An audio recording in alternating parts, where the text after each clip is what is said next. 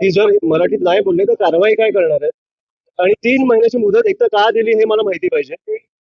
जी लोक इकडे 25-30 वर्ष राहत आहेत त्यांना आतापर्यंत मराठी बोलता नाही येत. आणि मी सकाळी पण हेच बोललो की तुम्हाला असं टॅक्सी चालकांचा आणि कस्टमरचा एवढा काय असं कॉन्व्हर्सेशन असतं की कुठे जायचंय, डावीकडे उजवीकडे, 0 ते 9 मला वाटतं आकडे पाठ केले पाहिजेत ओटीपी साठी. अजून काय चर्चा करता का तुम्ही कशावर? ह्या बेसिक गोष्टी शिकायला मला वाटतं 2-3 दिवस इनफ आहेत. सरकारने कारवाई करायचं म्हटलेलं आहे, पण मला वाटतं प्रवाशाने तक्रार कुठे करावी हा कुठेच मुद्दा नाहीये. मी आता तुमच्याच माध्यमातून बघितलंय, एक मराठी आपले रहिवासी टॅक्सी चालकाशी बोलत होते आणि तो उद्धटपणे बोलत होता की इंग्लिशमध्येच बोल, इंग्लिशमध्येच बोल. नाही बोलणार इंग्लिशमध्ये. तुम्हाला सांगितलं ना सरकारने मराठीत बोलायचं, ती शिका पहिली.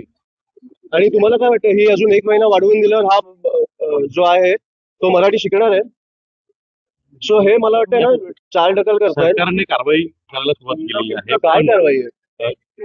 त्यांचं लायसन निलंबित करायचं, 1 महिने मुदत द्यायची. पण मुळात मुद्दा असा आहे की एखाद्या प्रवाशावर जरी घटना घडली तर प्रवाशाने तक्रार कुठे करायची यावर सरकारने कुठली हेल्पलाईन ते सरकारनेच सांगितलं पाहिजे ना. त्यांनी मला वाटतं मी मुदत वाढवून देणं पहिलं बंद करा. आणि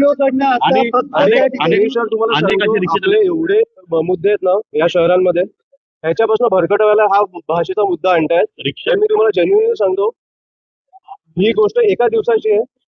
परिवहन मंत्रीने येऊन सांगावं की मराठीतच बोललं पाहिजे.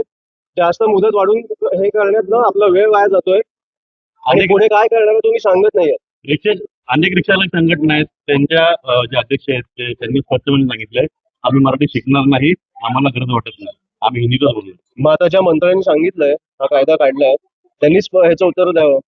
त्यांच्याकडे त्याचे परवाने राहणार आहेत, लायसन्सेस राहणार आहेत की नाही राहणार आहेत. जे आपल्या तोंडावर येऊन महाराष्ट्रात येऊन सांगतात की मी मराठी शिकणारच नाही, त्यांचे लायसन्सेस ठेवायचे की नाही हे मला वाटतं सरकारच्या हातात आहे.